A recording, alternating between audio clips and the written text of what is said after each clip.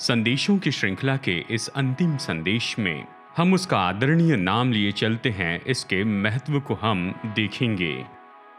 पिछले 5 हफ्तों से हम यीशु के सामर्थी नाम के बारे में यहाँ पर अध्ययन कर रहे हैं और आज इस छठे संदेश में यानी सीरीज के अंतिम संदेश में यीशु के सामर्थी नाम की शिक्षा का यह आखिरी संदेश है। मैं विश्वास करता हूँ कि ये पूरी सीरीज निश्चय ही आपके लिए प्रोत्साहित करने वाली, आपको उभारने वाली है आपके यीशु के नाम को समझने में, और साथ ही आपने जाना कि उस नाम का उपयोग कैसे करें और कब इसका उपयोग करें और कैसे लोगों की सेवा करें इस नाम के अधिकार में। अगर आपने अब तक इसका PDF डाउनलोड नहीं किया है यीशु के सामर्थी नाम का, तो आप हमारी चर्च वेबसाइट पर जाइए apcwo.org/books PDF डाउनलोड कीजिए। हम यहाँ पर संदेश में जो बता रहे हैं उससे भी ज़्यादा जानकारी हमारे PDF में उपलब्ध है। मैं प्रोत्साहित करता हूँ इसे पढ़िए, और रिफ्लेक्शन सवाल भी दिए गए हैं इस किताब में जगह जगह पर कि आप इस पर रिफ्लेक्ट करें और इसके बारे में सोचिए और अपनी समझ को आप जांचते जाइए इस सच्चाई और प्रकाशन से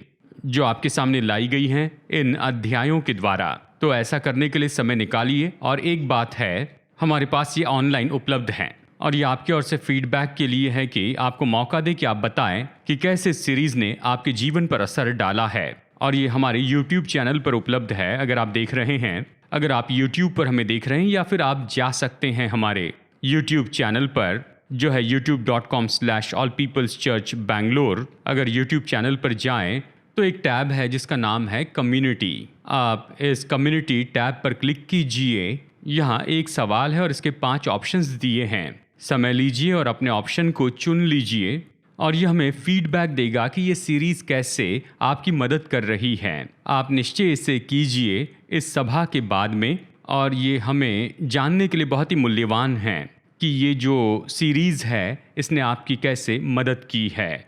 तो हम क्या कर रहे हैं इस पूरी सीरीज़ में? देखिए, हमने शुरू किया था कि हम इस नाम के पीछे के व्यक्ति को देख रहे थे। बाइबल कहती है कि यीशु का नाम सामर्थी नाम है। ये इसलिए सामर्थी है उस व्यक्ति के कारण जो इस नाम के पीछे है। और फिर हमने पुराने नियम से भी इस बात को देखा कि इस बात को समझे कि पुराने नियम में भी लोग परमेश्वर से जुड़े और समझ पाए कि वो कौन है, उसके नाम के साथ जुड़ने के द्वारा उनके प्रतिदिन के जीवन में। और जब उसका नाम लिया जाता है तब परमेश्वर वहाँ पर प्रकट होते हैं उनके प्रतिदिन के जीवन में और उनके लिए अद्भुत काम करते हैं। यानी हम पुराने नियम से बहुत कुछ सीखते हैं और प्रकाशन प्राप्त करते हैं प्रभु के नाम के उपयोग के बारे में। और फिर हमने देखा, नए नियम से हमने देखा जहाँ यीशु हमें बताते और अधिकार देते हैं कि उसके नाम का उपयोग करे। वो हमें पावर ऑफ अटर्नी देते हैं, उसके नाम का उपयोग करने का अधिकार। और हम देख चुके हैं कि नया नियम क्या कहता है कि विश्वासी यीशु के नाम का उपयोग करता है तो उसका महत्व क्या है, कि जब हम उसके नाम का उपयोग करते हैं तो हम उसे दर्शाते हैं। हम उसकी जगह खड़े हैं कि वही करे जो वो स्वयं करते, जैसे वो वहाँ पर है और वो खुद वहाँ पर उपस्थित हैं उस हर विश्वासी के साथ जो उसके नाम का उपयोग करते हैं। उसके नाम में खड़े होते हैं कि वही करे जो स्वयं वो करते। और फिर हमने नए नियम से देखा और जानना चाहा कि बहुत से ऐसे तरीके हैं हम यीशु के नाम का उपयोग कर सकते हैं। इस सच्चाई से शुरू करते हैं कि उसके नाम से हमने उद्धार पाया है, हमने क्षमा पाई है, हमने अनंत जीवन पाया है, उसके नाम के द्वारा उद्धार है। और फिर हमने बहुत कुछ देखा है। हम प्रार्थना करते हैं, स्तुति करते हैं, आराधना करते हैं और एक दूसरे का आदर करते हैं। प्रभु के नाम में, यीशु के नाम में हम इकट्ठे होते हैं। और फिर पिछली बार हमने सेवकाई का दृष्टिकोण देखा है। जब हम सेवा करते हैं तो उसके नाम से करते हैं, शिक्षा देते, उपदेश देते हैं, हम चंगाई और छुटकारा देते हैं, चमत्कार देखते हैं, सब उसके नाम में। ये तो उसके नाम में, और उसने हमें अधिकार दिया है कि उसके नाम का उपयोग करें कि हम ये काम करते चले जाएं। तो हमने यहाँ पर ये सब देखा है। तो आज हम इस श्रृंखला को यहीं पर खत्म करेंगे और बहुत से दूसरे दृष्टिकोण देखेंगे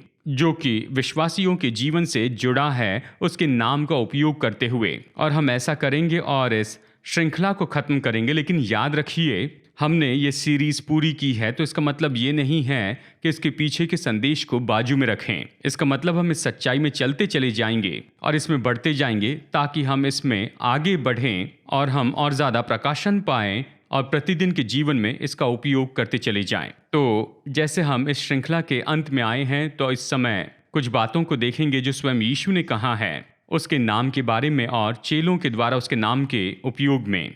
यहाँ देखिए, मैं यहाँ 26 अध्याय में हूँ इस किताब में, तो आप देखिए अध्याय 26 में हम यहाँ से आगे बढ़ेंगे।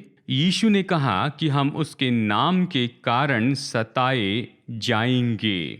तो हमने यहाँ ये सब हमने देखा है, लेकिन ये भी अद्भुत बात है जो कि होती है, जो उसके नाम के उपयोग के कारण होती है। उसने कहा तुम सताए जाओगे उसके नाम के लिए। और हम यहाँ पर और भी कुछ इससे संबंधित वचनों को पढ़ेंगे। मत्ती 10:22 में यीशु ने कहा मेरे नाम के कारण सब लोग तुमसे बैर करेंगे, पर जो अंत तक धीरज धरे रहे उसी का उद्धार होगा। कहा एक कारण से लोग तुमसे बैर रखेंगे, मेरे नाम के कारण, क्योंकि तुम मेरे नाम को लिए चलते हो, क्योंकि तुम मुझे दर्शा रहे हो, वही कर रहे हो जो मैं खुद करता। तुम संसार के सामने मुझे दर्शा रहे हो, मेरा नाम लिए हो, उसके कारण तुमसे नफरत की जाएगी, लेकिन तुम्हें सहना होगा अंत तक, इसलिए कि आपको सताया गया तो हिम्मत न हारें मेरे नाम के कारण। प्रेरितों के काम अध्याय 5 वचन 40 से 42 हम देखते हैं शुरू की कलीसिया की एक घटना। लेकिन शुरू की कलीसिया में ऐसी बहुत सी घटना हुई जहां विश्वासियों और चेलों को यीशु के नाम के कारण सताया गया। लेकिन हम एक पढ़ेंगे, प्रेरितों के काम अध्याय 5 वचन 40 से 42। ये कहता है तब उन्होंने उसकी बात मान ली और प्रेरितों को बुलाकर पिटवाया।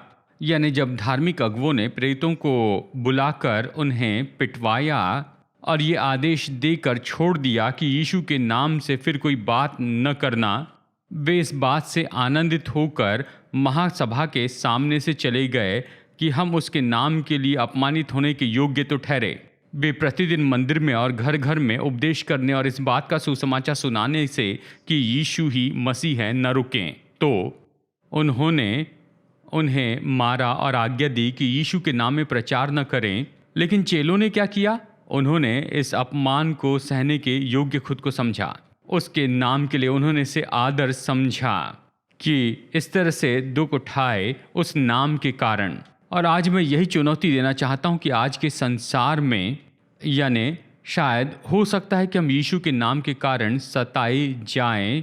ज़रूरी नहीं कि लोग आकर हमें मारे। हाँ, कुछ घटनाओं में ये होता है, लेकिन कई बार जिस सताव का हम सामना करते हैं ये तो बिल्कुल अलग तरह से होता है। लोग हमें दूर करते हैं, यानी हमें दूर करते हैं, हम पर हंसते हैं, शब्दों से हम पर हमला करते हैं। शायद हमला अलग तरह से होता है। ज़रूरी नहीं कि हमेशा शारीरिक हमला हो, चाहे किसी भी तरह से हमला क्यों ना आए, हमें प्रेरितों के समान ही वैसे ही समझ रखनी चाहिए कि यह आदर की बात है कि उसके नाम के लिए शर्म सहते जाए। ये आदर की बात है कि आप सताव सहें यीशु मसीह के नाम के कारण।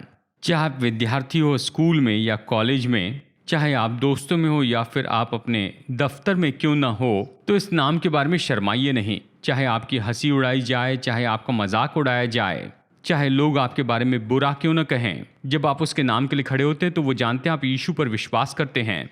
आप इसे आदर की बात समझिए कि इस बात के कारण आप उसके लिए कर सके जिसने अपनी जान दी आपके लिए और मेरे लिए। और इससे जुड़ी हुई बात यह है, अध्याय 27 में यीशु ने हमें यह भी न्योता दिया है कि हमें उसके नाम के कारण बलिदान करना होगा। चलिए यहाँ पर हम वचन पढ़ते हैं। मत्ती 19:21 में यीशु ने कहा, और जिस किसी ने घरों या भाइयों या बहनों या पिता या माता या बाल बच्चों या खेतों को मेरे नाम के लिए छोड़ दिया है, उसको 100 गुना मिलेगा और वो अनंत जीवन का अधिकारी होगा। तो यहाँ वो कहता है, देखिए, हमारे जीवन पर परमेश्वर की बुलाहट पर आधारित होकर, यानी हम जो अलग अलग हैं, हमें दे देना होगा, या इस पृथ्वी पर बहुत कुछ हमें बलिदान चढ़ाना होगा उसके नाम के कारण। अब हमें जो बलिदान करने के लिए बुलाया गया है वो सब के लिए अलग अलग है। हमें किसी की नकल नहीं करनी है, हमें प्रभु से सुनना है और जो उसने कहा है उसे करना है। लेकिन हमारे जीवन पर उसकी बुलाहट में यहाँ पर बलिदान जुड़ा होता है। हमें कुछ चीज़ों को छोड़ देना होगा या कुछ चीज़ों को हमें ले लेना होगा उसके नाम के कारण ही।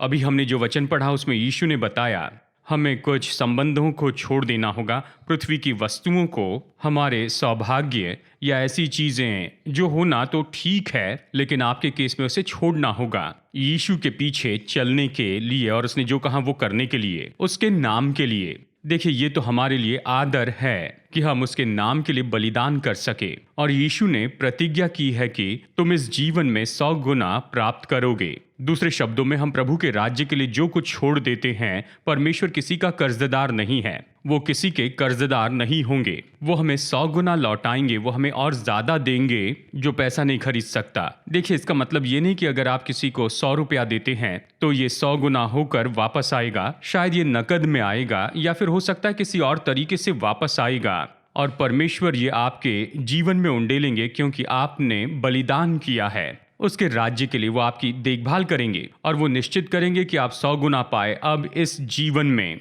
और कहाँ, आने वाले जीवन में, अनंत जीवन। तो जब हम बलिदान करते हैं तो याद रखिए, हम इसे प्रभु को दे रहे हैं, अपनी इच्छा से दे रहे हैं, और परमेश्वर हमें इस जीवन में प्रतिफल देंगे जिस तरह हमने कभी कल्पना नहीं की। वो हमें और ज्यादा देंगे, जो पैसा नहीं खरीद सकता वो हमें और ज्यादा देंगे। हमने उसके राज्य के लिए जो बलिदान किया उसकी तुलना में। अवश्य इस जीवन में हमारी देखभाल करेंगे, तो हम इसे दें आनंद से। उसके नाम के लिए हम जोखिम उठाते हैं, हम बलिदान करते हैं उसके नाम के लिए। यहाँ अध्याय 28 में यहाँ पर केवल यही नहीं है कि उसके नाम से हम सताव सहते हैं या उसके नाम से बलिदान चढ़ाते। अध्याय 28 हमें बुलाया गया है कि हम उसके नाम को लिए चले, बड़े आदरणीय रूप में यीशु के नाम को लेकर चले, और हम उस योग्य चले कि वो नाम हमारे जीवन पर हो। देखिए, यहाँ पर प्रेरितों के काम अध्याय 9 वचन 15 में प्रभु यहाँ पर उस समय के शाऊल के बारे में कह रहे हैं जो बाद में प्रेरित पौलुस बन गया, क्योंकि प्रभु ने उससे कहा, तू जा, क्योंकि वो तो अन्य जातियों और राजाओं और इस्राएलियों के सामने मेरा नाम प्रकट करने के लिए मेरा चुना हुआ पात्र है। उसने कहा, इस मनुष्य को मैंने चुना है कि मेरा नाम लिए चले, यानी वो जाएगा वहाँ राजाओं के सामने और जाएगा अन्य जातियों के पास, और वो यहूदी लोगों के सामने भी जाएगा, और वो मेरा नाम लिए जाएगा जैसे वो उनके सामने जाता है। अब ये तो खास करके था यहाँ पर शाऊल यानी प्रेरित पौलुस के लिए, लेकिन विश्वासी के नाते ये हमारे लिए भी उपयोगी होता है। तो आइए देखते हैं। दूसरा थिस्सलुनीकियों अध्याय 1 वचन 12 में प्रेरित पौलुस विश्वासियों को लिखते हुए ये कहता है, ताकि हमारे परमेश्वर और प्रभु यीशु मसीह के अनुग्रह के अनुसार हमारे प्रभु यीशु का नाम तुम में महिमा पाए और तुम उसमें। तो यहाँ पर वो इस तरह से कहता है कि प्रभु का नाम तुम्हारे जीवन में महिमा पाए। आप उसका नाम लिए चलते हैं और इस तरह से जीते हैं जिससे उसके नाम को महिमा मिले, उसके नाम को आदर मिले और उसका नाम ऊपर उठाया जाए। और दूसरा तीमुथियुस अध्याय 2 वचन 19 में यहाँ पर वचन इस तरह से कहता है, जो कोई प्रभु का नाम लेता है वो अधर्म से बचा रहे। अगर आप उस नाम को लिए चलते हैं, उसे लिए चलते हैं, तो ये कहता है कि पाप से दूर रहे, पाप में न जिए, क्योंकि उस नाम को लिए चलते हैं, इसलिए उस नाम के योग्य जीवन जिए। इसलिए तैयार रहिए कि सताव के बीच में भी आप खड़े रहें और उसके नाम में बलिदान करने के लिए तैयार रहें और योग्य तरीके से उसका नाम लेकर चलें और उसके अनुसार जिए जो उसके नाम के योग्य है। यहाँ पर 2 और बातें बताऊं। अध्याय 29 से हम यहाँ पर यह भी पाते हैं कि नए नियम में कि प्रेरित पौलुस लोगों को चिताता था प्रभु यीशु मसीह के नाम में। और पौलुस, जैसे हम ये समझते हैं, वो तो आत्मिक अगुवा था, वो प्रेरित था। उसने बहुत से चर्च स्थापित किए, लोगों का पालन पोषण किया विश्वास में। उसके आत्मिक रूप में खड़े रहने के कारण और उसके आत्मिक अधिकार के कारण भी ऐसा भी समय था जहां उसे परमेश्वर के लोगों को चिताना था। सही क्या है, गलत क्या है, क्या करना है, क्या नहीं करना है। कई बार वो उन्हें चेतावनी देता था तो कई बार उन्हें वो आज्ञा देता था, मतलब कुछ क्रिया की मांग करता था। और आप पाएंगे कि पौलुस ने ये सब कुछ किया प्रभु यीशु मसीह के नाम में। मतलब जब मैं तुम्हें चिताता हूँ, जब मैं तुम्हें निर्देश देता हूँ, तुम्हें सुधारता हूँ, मैं ये करता हूँ उसके नाम में, और मैं यीशु के बदले यहाँ उसे दर्शाता हूँ। कि तुम्हें सिखाऊं, मार्गदर्शन दूं और तुम्हें इस तरह निर्देश दूं जो प्रभु का आदर करें। और यहाँ पर एक या दो बात मैं पढ़ता हूँ, इसके संदर्भ के वचन देखिए। पौलुस यीशु का नाम कैसे उपयोग करता है प्रभु के लोगों को चिताने के लिए। 1 कुरिन्थियों अध्याय 1 वचन 10 में वो कहता है, हे भाइयों, मैं तुमसे हमारे प्रभु यीशु मसीह के नाम से विनती करता हूँ कि तुम सब एक ही बात कहो और तुम में फूट न हो,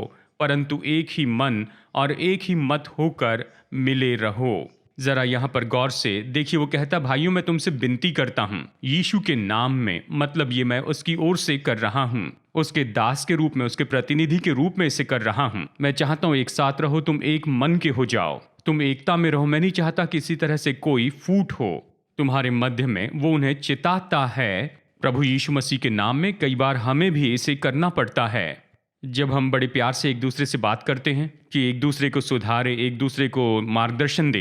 हम इसे करते हैं यीशु के नाम में, ये जानते हुए कि यही प्रभु चाहते हैं उस परिस्थिति में, उसके प्रतिनिधि होने के नाते। तो फिर यहाँ अंत में मैं यहाँ अध्याय 30 से बताऊं, मैं आपको याद दिलाकर खत्म करना चाहूंगा कि यीशु मसीह का नाम तो सदा के लिए है। अब ये जो नाम है ये कभी धुंधलाएगा नहीं। अगर आप इतिहास देखें, ऐसे बहुत से लोग रहे जो जीवित रहे और इतिहास में वो अपनी छाप छोड़ कर गए। और जब हम इतिहास की किताब को पढ़ते हैं तो हम उनके नाम देखते हैं, लेकिन कुछ भी हो उनके नाम तो भुलाए गए, उनके नाम मिट गए और उनकी जो यादें थी वो भी मिट गई हैं। अवश्य किसी तरह से हम उन्हें स्मरण करते हैं, लेकिन यीशु का नाम तो ऐसा नाम है जो नाम हमेशा के लिए रहेगा। हमने जो वचन पढ़े उसके साथ मैं खत्म करूंगा। फिलिपियो अध्याय 2 से वचन 9 से 11 तक ये सामर्थी वचन है। ये कहता है, इसलिए परमेश्वर ने उसको अति महान भी किया और उसको वो नाम दिया जो सब नामों में श्रेष्ठ है, कि जो स्वर्ग में और पृथ्वी पर और पृथ्वी के नीचे हैं वे सब यीशु के नाम पर घुटना टेकें और परमेश्वर पिता की महिमा के लिए हर एक जीभ अंगीकार कर ले कि यीशु मसीह ही प्रभु है। पिता परमेश्वर की महिमा के लिए यही वो नाम है जिसकी हम आराधना करते हैं, आदर करते हैं, उसके लिए खड़े रहते हैं, सहते हैं, आगे ले जाते हैं। हम शर्माते नहीं हैं उस नाम को अपने जीवन पर रखते हुए। और अगर हम सताए जाते हैं तो इसके लिए आदर मानते हैं। और अगर हमें बलिदान चढ़ाना है उस नाम के लिए, क्योंकि ये नाम हमेशा के लिए बना रहेगा। इस नाम की सामर्थ तो कभी खत्म नहीं होगी और इस नाम की महिमा कभी भी धुंधली नहीं होगी। ये कितना बड़ा आदर है कि हम उस नाम को लिए चलते हैं और इस पृथ्वी पर रहते हुए हमारे इस समय में उस नाम में हम कह सकते हैं। यहाँ हम अपने हृदय को तैयार करेंगे कि हम प्रभु की मेज में जुड़ जाएं। मैं आपको प्रोत्साहित करता हूँ कि आप अपने एलिमेंट्स तैयार कर लीजिए और फिर हम इसे लेंगे। अभी हम प्रभु भोज में शामिल होने वाले हैं और अगर आप केवल अकेले ही हैं तो ये अद्भुत है, लेकिन आत्मा में आप इस पूरी देह में एक साथ जुड़े हुए हैं। अगर आप अपने पूरे परिवार के साथ हैं, परिवार के मुखिया हैं, तो मैं बस चाहता हूँ कि आप एलिमेंट्स पर अपना हाथ रखिए, प्रार्थना कीजिए, इन्हें समर्पित कीजिए। इसमें कोई जादू नहीं है इन सभी एलिमेंट्स के बारे में। ये तो पृथ्वी की चीज़ें हैं जिसमें हम भागी होंगे, लेकिन ये हमें दर्शाती हैं यीशु मसीह की देह और लहू को। ये हमारे लिए दर्शाते हैं कि मसीह ने क्रूस पर क्या किया है। और ये ऐसे एलिमेंट्स हैं, ये परमेश्वर के साथ की हमारी वाचा को दर्शाती है कि हम सर्वशक्तिमान प्रभु के साथ वाचा में हैं और परमेश्वर विश्वास योग्य हैं। वो अपनी वाचा को देखते हैं, अपनी वाचा को अच्छी बनाते हैं। हमारे जीवन में वाचा के भाग के रूप में उसने चंगाई देने का वादा किया है, छुटकारे का वादा किया है, प्रयोजन का वादा किया है, हमारी प्रार्थनाओं का उत्तर देने का वादा किया है। तो जैसे हम इन एलिमेंट में शरीक होते हैं, कहिए, प्रभु मैं आपके साथ वाचा में हूँ, आप मेरे परमेश्वर हैं, ये मेरी ज़रूरत है, मैं इसे लेता हूँ। या बस प्रभु को धन्यवाद दे, प्रभु क्रूस के लिए मैं आपको धन्यवाद देता हूँ। क्रूस पर मेरे पापों को उठाने के लिए धन्यवाद। सारे दंड को आपने अपने ऊपर उठा लिया, पापों के परिणाम से छुड़ाया, मुझे अपने लहू से धो दिया और मुझे अपने राज्य में लाया। इस भोज में जुड़ते हुए शायद आप यही करना चाहेंगे। शायद आपको चंगाई की ज़रूरत हो। जैसे आप इस भोज में जुड़ते हैं तो ये आपकी प्रार्थना हो, प्रभु मैं चंगाई पाता हूँ यीशु ने जो कोड़े खाए उसके कारण। शायद आपको प्रयोजन चाहिए। प्रभु, जैसे मैं इस भोज में जुड़ता हूँ, मैं वाचा के आधार पर आपसे मांगता हूँ, मेरी ज़रूरत पूरी कीजिए। तो ऐसे हम में से हर एक व्यक्ति अपनी प्रार्थना कीजिए प्रभु से, जैसे हम इसमें जुड़ते हैं इस भोज में, और ले लीजिए उन सारी आशीषों को जो ये हमारे जीवन में लाती हैं। तो आइए प्रार्थना करते हैं, इन्हें समर्पित करते हैं, और फिर हम एक साथ इसे खाएंगे। और फिर मैं चाहता हूं कि आप प्रार्थना कीजिए आपकी जो वाचा है उसके आधार पर जो प्रभु यीशु के साथ है। तो आइए प्रार्थना करते हैं। पिता, प्रभु यीशु के नाम में हम शुद्ध करते हैं और समर्पित करते हैं पृथ्वी की इन वस्तुओं को जो हमारे लिए दर्शाते हैं यीशु की देह और उसके लहू को, और प्रभु यीशु मसीह ने हमारे लिए क्या पूरा कर दिया है उस क्रूस पर। पिता, मैं प्रार्थना करता हूं जैसे हम इस भोज को लेते हैं तो यीशु के क्रूस की पूरी आशीषें हम सब के लिए सेवा करने वाली हो। हम घोषित करते हैं कि क्रूस के कारण हमारे पाप क्षमा हुए हैं, हमारी देह चंगी हो चुकी हैं, और हमारे पास शालोम है, यानी हमारे जीवन की पूरी भलाई है। हम परमेश्वर के साथ वाचा में हैं। शैतान और उसकी दुष्ट आत्माएं हमारे पैरों के नीचे कुचली गई हैं। हमारे पास विजय है शत्रु के हर एक बुरे कामों के ऊपर, परमेश्वर के साथ हमारी वाचा के कारण और यीशु के क्रूस के कारण, और हम इस आशीष को ले लेते हैं। पिता, मैं प्रार्थना करता हूं जैसे हम जुड़ते हैं तो आप लोगों की सारी जरूरतों को पूरी कीजिए कि इनकी देह चंगी हो जाए और लोगों के जीवन में प्रयोजन आ जाए और इनकी परिस्थितियां बदल जाएं, इनकी प्रार्थना का उत्तर मिले। धन्यवाद यीशु के नाम में।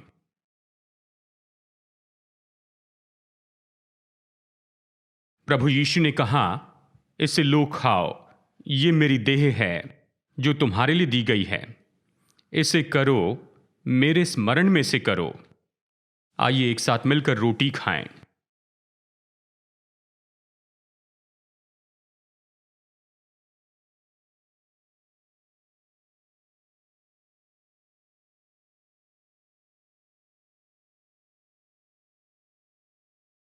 प्रभु यीशु ने कहा,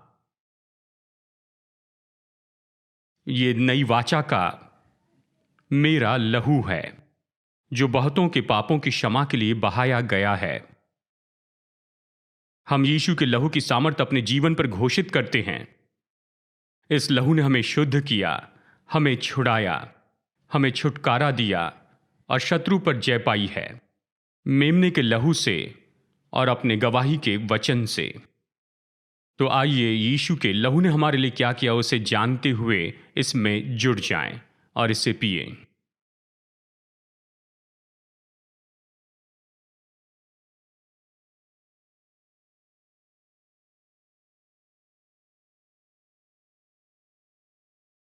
पिता, यीशु के नाम में मैं यीशु के क्रूस की सारी आशीष की घोषणा करता हूं। हर एक जो हमें सुन रहा है, देख रहा है, इनके जीवन में मैं घोषित करता हूं शत्रु का हर एक जुआ टूट गया और शत्रु का हर एक सताव इनके जीवन से तोड़ दिया जाता है प्रभु यीशु के सामर्थी नाम में। बीमारी, रोग और कमजोरी का जुआ तोड़ दिया जाता है और प्रयोजन आए कि इनकी जरूरतें पूरी हो, कि परमेश्वर का बहुतायत का प्रयोजन इनके जीवन में आ जाए और हम सबके जीवन में आप महिमा पाए। पिता, हम प्रार्थना करते हैं यीशु के नाम में, आमेन, आमेन। हमारे साथ जुड़ने के लिए बहुत बहुत धन्यवाद। आज की इस सभा में जैसे मैंने बताया कि अगली बार भी आप शिक्षा सुनेंगे, हम निश्चय आपकी सेवा करेंगे। हम आपसे सुनना चाहते हैं, हमने आपकी ओर से गवाहियां प्राप्त की है, इसके लिए धन्यवाद। अवश्य ही हम इन गवाहियों को आपको बताएंगे। अगर आप अपनी गवाही बताना चाहते हैं कि कैसे आपके जीवन पर प्रभाव पड़ा है इस संदेश से या फिर इस सीरीज से, तो हमें ईमेल भेजिए testimony@apcwo.org पर, ताकि हम आपकी ओर से सुने और आपके साथ मिलकर प्रभु की भलाई का उत्सव मनाएं। तो अगली बार मिलने तक प्रभु यीशु मसीह में बलवान बने रहिए। याद रखिए, हम आपसे प्यार करते हैं, प्रभु आपसे प्यार करते हैं, और प्रभु यीशु मसीह का अनुग्रह और हमारे स्वर्गीय पिता परमेश्वर का प्रेम और पवित्र आत्मा की मधुर उपस्थिति हम में से हर एक के साथ बनी रहे। आमेन।